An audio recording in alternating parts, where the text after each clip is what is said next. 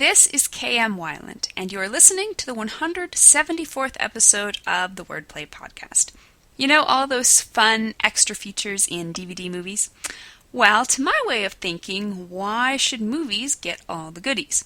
I've been spending this week putting together a fun and exclusive extra features webpage for Dreamlander.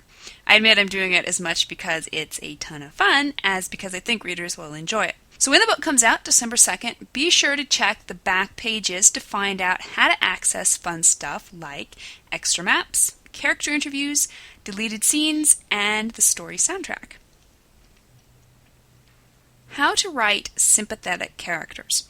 The latest post in the video series on my blog discusses a few ways to dig down to the sympathetic core of even the most uncooperative characters. To watch it, visit my website at helpingwritersbecomeauthors.com. New videos are posted every Wednesday. And while you're there, be sure to check out the brand new book trailer for Dreamlander, which went live last Friday. And now, I hope you enjoyed this week's podcast, the second in the series What I Learned Writing Dreamlander. This installment is titled, Why Writers Should Never Hit Delete. The delete button is both the writer's best friend and worst enemy. It gets the best friend nod for saving us from being stuck with every little, or a lot of, bit of dreck we happen to write. Can you imagine the mess we'd have at the end of a manuscript if we had to keep every single word we put on paper? Can you imagine the crippling pressure whenever you wrote one of those words? But that doesn't mean the delete button is without its downfalls.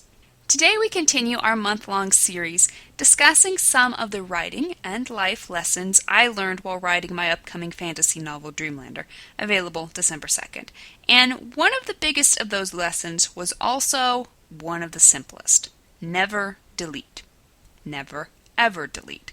Never, ever, ever delete. Let me repeat that just to make sure everyone in the cheap seats can hear. Never, doggone, ever delete.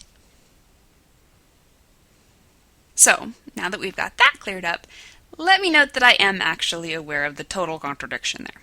Delete, but don't delete. How exactly is that supposed to work? Well, as you've probably already figured out, being among the top percentile of clever podcast listeners, of course, there are ways and means of secretly stashing all the ugly lovelies we're forced to delete from our manuscripts for one reason or another. Mostly, so entirely, these ways boil down to a task every bit as arduous as creating and copy-pasting into a new file. Since all self-respecting writers are supposed to be imaginative in naming things, I call my file deleted data. Killer, right? But you know what's really killer about it? Its size. Dreamlander's finished draft weighed in at 181,000 words. Want to take a guess on the size of my delete file? Or actually 3 delete files by the time all was said and done. Try this on for size. 191,000 words. In other words, the stuff I deleted from the book makes a bigger book than the book itself. At first glance, that sounds like all kinds of painful, but let me put this in perspective with a few qualifiers. 1. Some of those words are duplicates, since certain sections were actually deleted more than once. 2. Some of those words actually made it into the book. I cut them, put them back in, and never took them out of the delete file. 3. It's also true, however, that some of my deleted data never made it into the file at all, either through an oversight on my part or just sheer laziness. But suffice it that I have saved a Godzilla-sized file of throwaway words, and that file saved me a ton of work.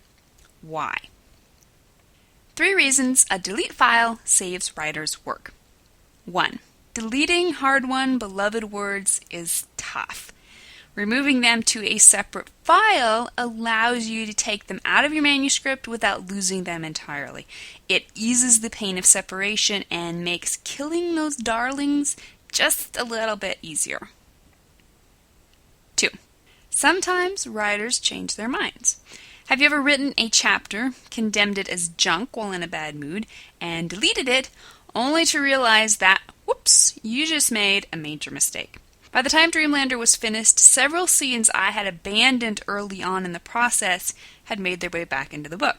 Had I permanently deleted them, I would have been forced to start entirely from scratch.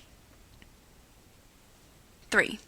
Just because a scene, or part of a scene, didn't work doesn't mean it might not be handy for the sake of reference. Remembering I wrote a particular sentence only to be unable to find it in my manuscript can be frustrating. But if I can also search my deleted data, I have a much better chance of convincing myself I'm not so loony as my cats sometimes think. Bottom line, delete files are a safety net.